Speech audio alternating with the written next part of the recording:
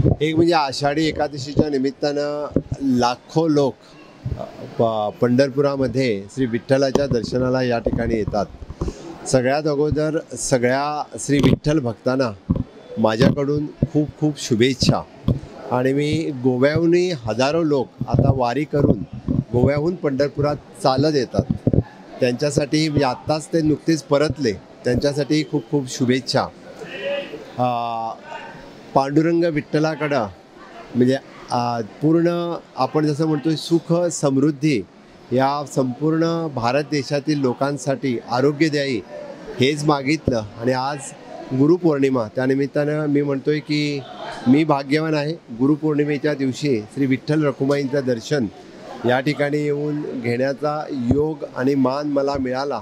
त्यामुळेही मी म्हणजे ह्या विठ्ठल रखुमाई देवळाचे प्रशासन ह्यांचा खूप खूप आभार व्यक्त करतो। आणि नक्कीच मला खूप आनंद होत आहे की आजच्या दिवशी मी या ठिकाणी येऊन दर्शन घेऊ शकलो। मी एवढंच आजच्या ठिकाणी सांगेन की या ठिकाणच्या जिल्हा परिषदेने जर गोवा सरकारला मोफत जागा दिली किंवा कमी किमतीने जागा दिली तर गोव्याहून येणाऱ्या भक्तांसाठी भक्त निवास बांधायचा संकल्प आहे।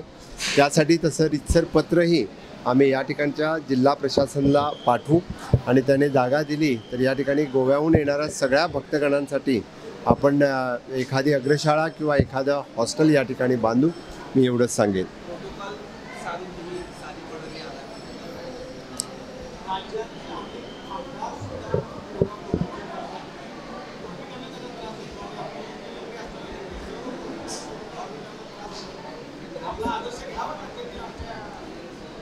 मी फक्त एवढंच सांगेन, मी कुठल्याही देवळामध्ये जात असताना प्रोटोकॉल कधीही घेत नाही। उलट तर मी त्यांना सांगतो की जी लोक विठ्ठलाच्या दर्शनाला येतात त्यांना माझ्यामुळं त्रास होऊ नये।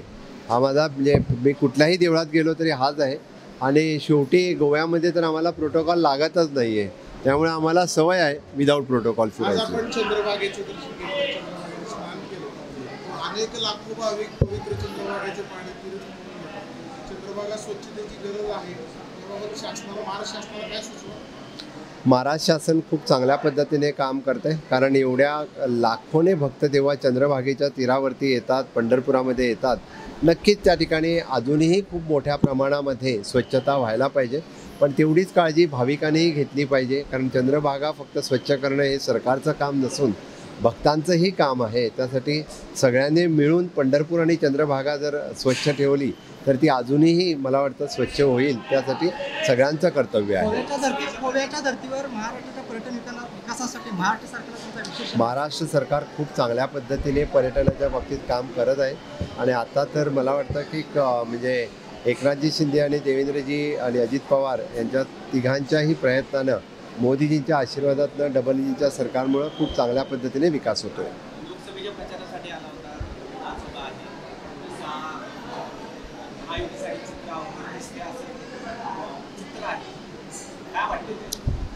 मागच्या वेळी लोकसभेच्या प्रचारावेळीही महाराष्ट्रामध्ये वेगवेगळ्या ठिकाणी आलो होतो।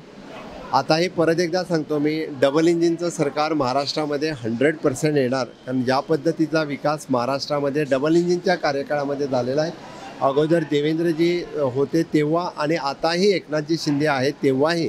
त्यामुळे जर विकास आपल्या देशात जर कोणी बघितला आणि महाराष्ट्रात, तर तो फक्त आणि फक्त आपण डबल इंजिनच्या सरकाराच्या कार्यकाळात। त्यामुळे मी आपल्या महाराष्ट्र राज्याला परत एकदा डबल इंजिनचं सरकार येईल ही अपेक्षा व्यक्त करतो।